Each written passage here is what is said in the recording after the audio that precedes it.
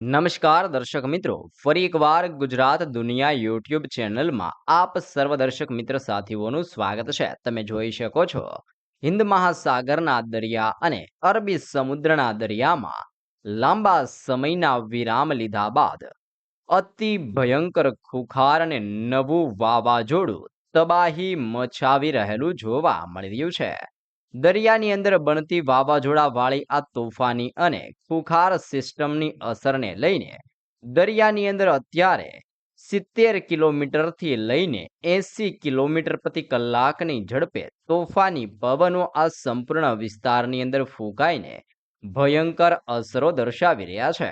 બંગાળની ખાડીના દરિયાની અંદર લો પ્રેશર એરિયાનું તીવ્ર દબાણ સક્રિય બનતું હોય તેમ બંગાળની ખાડીના આ તમામ ક્ષેત્રની અંદર પણ મોટા પલટાઓની વચ્ચે હવે પછી નવી સિસ્ટમની ગતિવિધિ વધી રહી છે. તમે લાઈવ જોઈ શકો છો સેટેલાઇટ વ્યૂની અંદર અત્યારે બંગાળની ખાડીના સંપૂર્ણ ક્ષેત્ર અરબી સમુદ્રના સંપૂર્ણ વિસ્તારની અંદર સક્રિય બનતી આ ભયંકર સિસ્ટમની અસરને લઈને દક્ષિણીય ભારતના ક્ષેત્રની સાથે ગુજરાતના હવામાનની અંદર પણ આગામી 24 કલાકમાં મોટા પલટાવની ચેતવણી દર્શાવવામાં આવી છે. જેમાં હવે પછી કચ્છનો ક્ષેત્ર ઉત્તર ગુજરાતના વિસ્તારમાં મોટા પલટાઓની વચ્ચે ભયંકર ગતિવિધિઓ બનતી જોવા મળવાની છે. જો વરસાદની વાત કરીએ તો ઉત્તરીય ભારતની અંદર લેહ લદ્દાખના ક્ષેત્રથી લઈને હવે પછી પંજાબના સંપૂર્ણ ક્ષેત્રની અંદર સાથે સાથે નેપાળના ક્ષેત્રથી બાંગ્લાદેશના આ વિસ્તારોમાં તે ઉપરાંત વિશાખાપટ્ટનમ, ભુવનેશ્વર, ગોવાના ક્ષેત્રથી લઈને બેંગલુરુના વિસ્તારમાં, બેંગલવીના ક્ષેત્ર અને શ્રીલંકાના સંપૂર્ણ હવામાનની અંદર એટલે કે આ તમામ ક્ષેત્રની અંદર તમે જોઈ શકો છો વરસાદને લઈને યલો એલર્ટ, ઓરેન્જ એલર્ટ અને રેડ એલર્ટ જાહેર કરવામાં આવી રહ્યું છે. આમ દક્ષિણીય ભારતના તમામ ક્ષેત્રમાં મોટા પલટાવ આવી રહ્યા છે. બંગાળની ખાડીના દરિયામાંથી લો પ્રેશર સિસ્ટમ મોટો વળાંક લઈને દક્ષિણીય ભારતના ક્ષેત્ર, પૂર્વીય ભારતની અંદર બાંગ્લાદેશના વિસ્તારોની અંદર અત્યારે આ સિસ્ટમ ભૂક્કા કાઢી રહેલી જોવા મળી રહી છે. અહીંયા તમે સેટેલાઇટ વ્યૂની અંદર જોઈ શકો છો શ્રીલંકાના ક્ષેત્રથી મદુરાઈ, બેંગલુરુના વિસ્તારથી કેરળ, તામિલનાડુ, ચેન્નઈના વિસ્તારમાં મોટા પલટાઓની વચ્ચે માવઠાનું ભયંકર જોર વધી રહ્યું છે. અલગ અલગ વરસાદીય મોડેલોની અંદર સિસ્ટમ આવી રીતનો પવનની તીવ્રતાની સાથે મોટો વળાંક લઈને બંગાળની ખાડીના દરિયામાં આવી રીતનું પરિભ્રમણ બનાવતી હોય તેમ નવી સિસ્ટમોની ગતિવિધિને લઈને આ તમામ ક્ષેત્રમાં મજબૂત અત્યારે તોફાન વધી રહેલું જોવા મળી રહ્યું છે. આમ સક્રિય બનતી અનેક પ્રકારની નવી સિસ્ટમોની અસર અને હિન્દ મહાસાગરના દરિયામાં સક્રિય બનતા નવા વાવાઝોડાની અસરને લઈને ગુજરાતની અંદર આગામી 5 દિવસની અંદર તોફાની પવનોની તીવ્રતા, આંધી, તુફાન, વંટોળ જેવા માહોલ વચ્ચે અને ભયંકર ગરમીને બફારાના પ્રમાણની વચ્ચે માવઠાનું સંકટ વધવાની ગુજરાત માટે મોટી શક્યતા દર્શાવવામાં આવી રહી છે.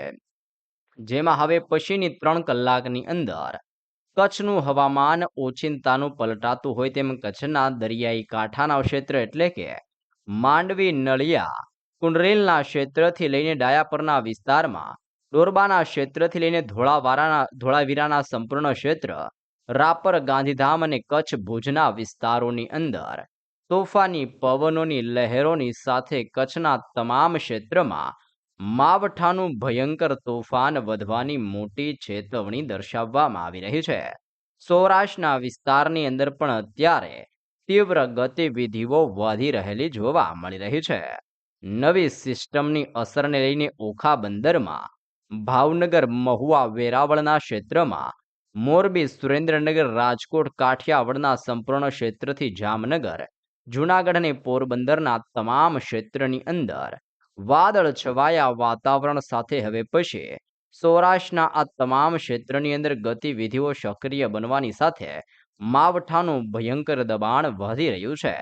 દક્ષિણીય ગુજરાતના હવામાનની અંદર પણ ધીમે ધીમે મોટા પલટાઓની આગાહીઓ કરવામાં આવી રહી છે. વાપીના ક્ષેત્રથી લઈને વલસાડ, નવસારી, સુરતનો વિસ્તાર, વ્યારા, આહવા, ડાંગના ક્ષેત્રથી સાપુતારાના વિસ્તારમાં, ભયંકર ગરમીની સાથે માવઠાનું જોર વધી રહ્યું છે. ભરૂચ ડેડિયાપાડા રાજપીપળાના ક્ષેત્રથી નર્મદાના વિસ્તારની અંદર ગતિવિધિઓ સક્રિય બનીને ભયંકર જોર દર્શાવી રહી છે.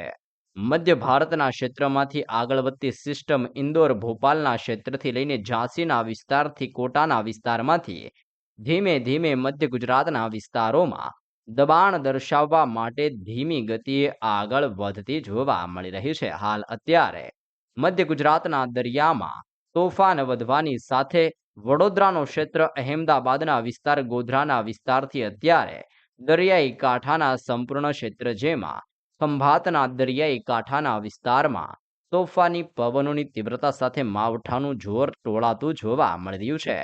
આમ મધ્ય ગુજરાતના તમામ ક્ષેત્રની અંદર હવે પછી ઓચિંતાના પલટાવ અને સક્રિય બનતી સિસ્ટમની તોફાની ગતિવિધિને ધ્યાનમાં જોતા સિસ્ટમના વધી રહેલા ભયંકર જોરની અસરને લઈને આવનારી 3 કલાકની અંદર મધ્ય ગુજરાતના તમામ ક્ષેત્રની અંદર મોટા પલટાવ સાથે માવઠાનું જોર વધતું જોવા મળવાનું છે.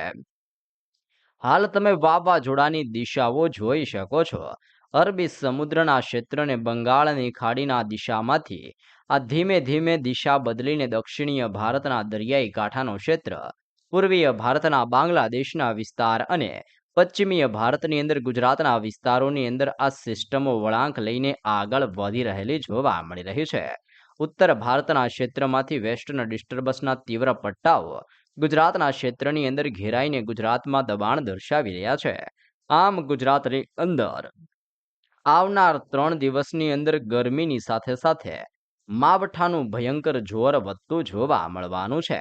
જેમ જેમ સિસ્ટમ ગુજરાત નજીક દિશાઓ બદલીને આગળ વધશે તેમ તેમ ગુજરાતની અંદર ઠંડા પવનો ફૂંકાતા જોવા મળવાના છે અને ચોમાસું નજીક આવવાની સાથે ગુજરાતની અંદર ઉત્તરીય ગુજરાતના ક્ષેત્ર, કચ્છ, ઉત્તર ગુજરાત, મધ્ય ગુજરાત, દક્ષિણ ગુજરાત અને સૌરાષ્ટ્રના હવામાનની અંદર મોટા પલટાવ સાથે માવઠાનું દબાણ વધવાની ગુજરાત માટે મોટી શક્યતા દર્શાવવામાં આવી રહી છે.